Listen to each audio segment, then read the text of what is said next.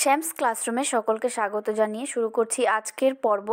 আজকের পর্বে আমি সলভ করতে চলেছি মাধ্যমিক এবিটিএ টেস্ট পেপারের 537 নম্বর পেজের এসএকিউ, এমসিকিউ এবং বঙ্গানুবাদ। এর আগে আমি অন্যান্য পর্বগুলিতে মাধ্যমিক টেস্ট পেপারের অন্যান্য পেজগুলো সলভ করে দিয়েছি। আজকে আমি এই পর্বের সম্পূর্ণ একটি সলিউশন দিতে চলেছি। তোমরা খেয়াল রাখো, দেখো প্রথম দিকে যে এমসিকিউ টাইপের কোয়েশ্চেন আছে তার আনসারগুলো আমি বলে দিচ্ছি। এগুলো যদিও তোমাদের টেস্ট পেপারে আনসার আছে, তবুও আমি তোমাদের একটি ভিডিওর মধ্যে সবটাই পাবে বলে তোমাদের সামনে এর উত্তরগুলো আমি আলোচনা করে দিচ্ছি। দেখো, প্রথম যে প্রশ্নটি রয়েছে, চোখ মার্বেল হয়ে গেল, এখানে চোখের আকারটি হবে গোল। এইসবকে কাজ করতে হয় খেতে, অপশন ঘ। গাড়ি ছাড়তে বোধ করি তখনও বিলম্ব ছিল মিনিট 5 অর্থাৎ অপশন গ। আয় আরও বেঁধে বেঁধে থাকি কবিতায় প্রকাশিত বক্তব্যটি হলো বিপন্ন অস্তিত্ব, অপশন গ। 5 প্রশ্ন দেখো, কবির সঙ্গীতে বেজে উঠেছিল সুন্দরের আরাধনা, অপশন খ। ভাঙিল প্রবল বাও, বাও শব্দের অর্থ বাতাস, অপশন খ। নীল নদীর তীরের সঙ্গে যেটি মানানসই তা হলো নলখাগড়া। বৈজ্ঞানিক সাহিত্যে স্থান বিশেষে চলতে পারে রূপক। 9 বৈজ্ঞানিক প্রসঙ্গের ভাষা অত্যন্ত সরল ও স্পষ্ট হওয়া আবশ্যক, অপশন ঘ। সরল বাক্যে সমাপিকা ক্রিয়া থাকে একটি। বিভক্তি শব্দের অর্থ বিভাজন।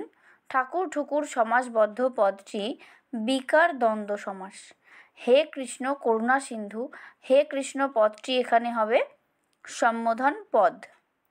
এরপরে রয়েছে অনশন। অনশন পদটির সমাস হবে নেই, নয় অসন, অপশন গ।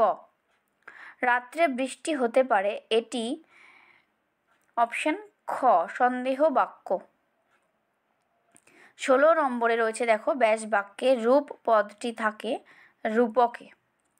এরপর লাস্ট প্রশ্ন রয়েছে, কলমে কায়স্থ চিনি নিম্নরেখ পদটি অর্থাৎ কলমে, এটা হচ্ছে করণকারকের উদাহরণ। এই হলো তোমাদের এমসিকিউ টাইপ কোয়েশ্চেনের আনসার। এরপরে চলে আসছি এসএকিউ টাইপ কোয়েশ্চেন। 19টা প্রশ্ন থাকে এখানে। দেখো, 2-এর 1।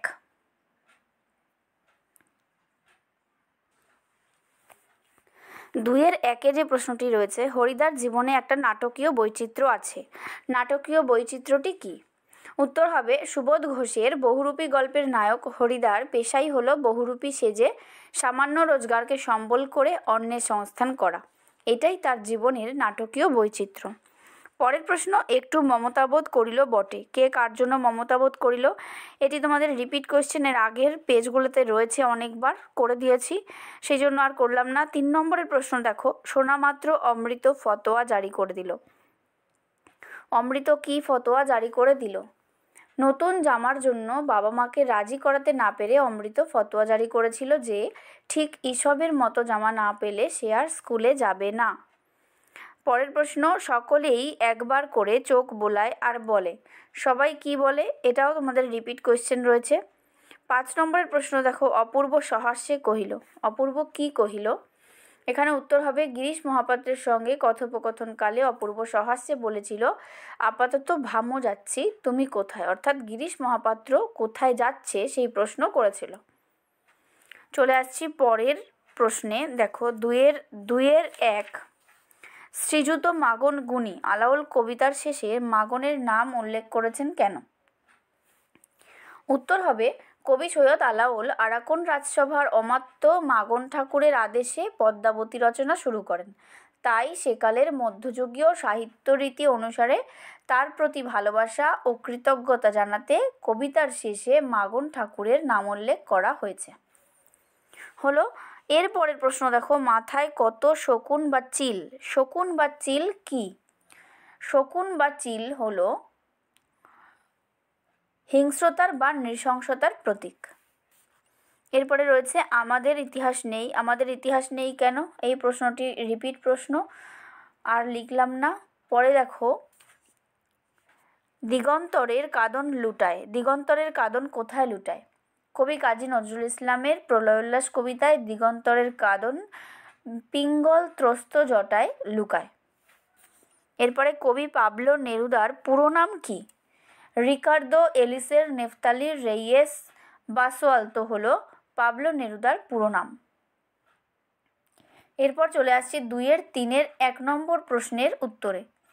1 নম্বর প্রশ্ন হচ্ছে, ভাবতে ভালো লাগে প্রাবন্ধিক কি ভাবতে লাগার কথা বলেছেন?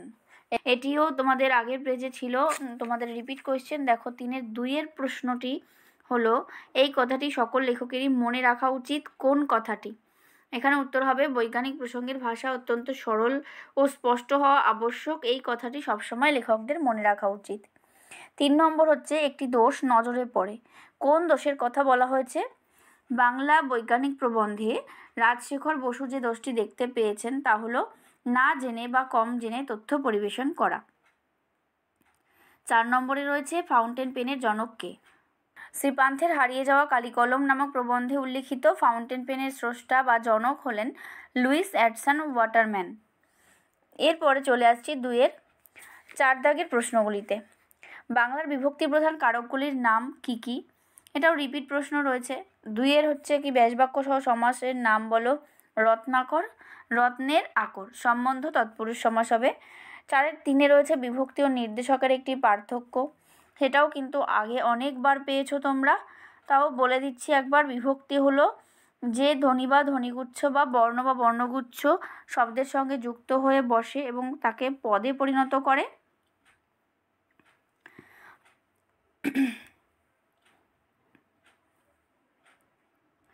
এবং নির্দেশক হলো যে বর্ণ বা বর্ণগুচ্ছ শব্দের সঙ্গে যুক্ত হয়ে বচনকে নির্দেশ করে বা সংখ্যা নির্দেশ করে, তা হলো নির্দেশক। এরপরে রয়েছে 4-এর 4 উপলক্ষণকরণের উদাহরণ দাও। এটাও কিন্তু তোমরা পেয়েছো এর আগে। পাদপদ্ম সরিলা সমাসবদ্ধ পদ চিহ্নিত করে ব্যাসবাক্য সহ সমাসের নাম। এটা তোমরা লিখতে পারো এইভাবে, যে পাদপদ্ম স্মরণ করিলেন যিনি।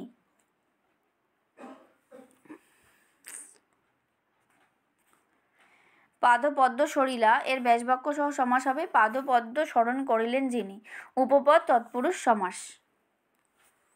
এরপরে 6-এর প্রশ্ন রয়েছে কি, ব্যাধিকরণ বহুব্রীহি এবং সমানাধিকরণ বহুব্রীহি সমাসের মধ্যে একটি পার্থক্য লেখো।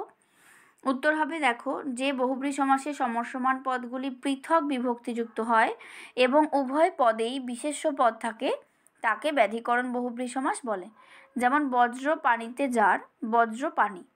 আর অন্যদিকে যে বহুব্রীহি সমাসে উভয় পদের বিভক্তি সমান থাকে এবং পূর্বপদটি পরপদের বিশেষণ হয় তাকে সমানাধিকরণ বহুব্রীহি সমাস বলে। যেমন পিত অম্বর যার সমান পীতাম্বর, পিত অম্বর যার সমান পীতাম্বর। এরপরে রয়েছে একটি আসক্তিহীন বাক্য।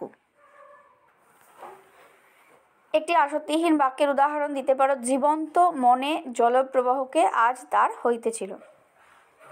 আসক্তি অর্থাৎ নৈকট্য, বাক্যে উপস্থিত পদগুলির মধ্যে একটা নৈকট্য থাকবে এবং পরপর সাজানো থাকবে, তাহলেই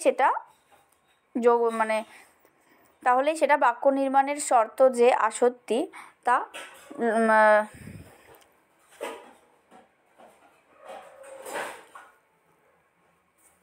একটি আসক্তিহীন বাক্যের উদাহরণ হলো, জীবন্ত মনে জলপ্রবাহকে আজ তার হইতেছিল। অর্থাৎ আসক্তিহীন মানে নৈকট্যহীন, অর্থাৎ বাক্যে উপস্থিত পদগুলি যদি সাজানো না থাকে, অর্থাৎ উলট পালট করে থাকে বা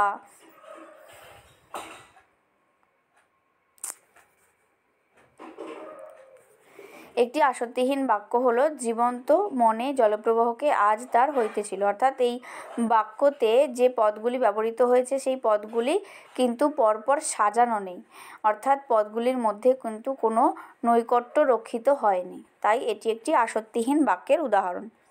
এরপর 8 দাগে যে প্রশ্নটি রয়েছে, একটি কর্মকর্তৃবাচ্যের উদাহরণ দাও। শাখ বাজে কর্মকর্তৃবাচ্যের উদাহরণ।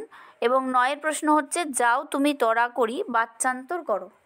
তাহলে লেখা যাবে, তোমার তরা করি যাওয়া হোক, ভাব বাচ্চে।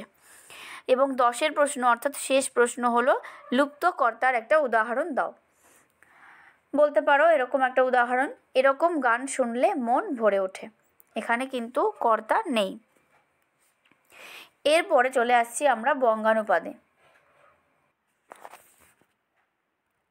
এই পেজে তোমাদের যে বঙ্গানুবাদটি রয়েছে তা হলো, দেখো, টাইম ইজ ভেরি ভ্যালুয়েবল, অর্থাৎ সময় খুবই মূল্যবান। To neglect it is not proper, একে অবহেলা করা ঠিক নয়। The success of the man who makes the right use of his time is inevitable, অর্থাৎ যে মানুষ তার সময় সঠিক ব্যবহার করে তার সাফল্য অনিবার্য। All the famous men of the world have made the right use of the time, অর্থাৎ পৃথিবীর সমস্ত সফল ব্যক্তি সময় সঠিক ব্যবহার করেছেন। উই শুড ফলো দেম, অর্থাৎ আমাদের তাদেরকে অনুসরণ করা উচিত। তাহলে এই হলো তোমাদের 537 নম্বর পেজের এমসিকিউ, এসএকিউ এবং বঙ্গানুবাদ। সমস্ত প্রশ্নগুলির উত্তর আমি তোমাদের বলে দিয়েছি, তোমরা ভালো করে এগুলো ফলো করো এবং প্র্যাকটিস করো বাড়িতে। ভালো থেকো। আর চ্যানেলটি যদি তোমাদের কাছে ভালো লাগে তাহলে অবশ্যই লাইক করো, আর যদি নতুন হয়ে থাকো তাহলে সাবস্ক্রাইব করো এবং পাশের বেল আইকনটিকে অল করে রেখো পরবর্তী নোটিফিকেশন পাওয়ার জন্য। টাটা।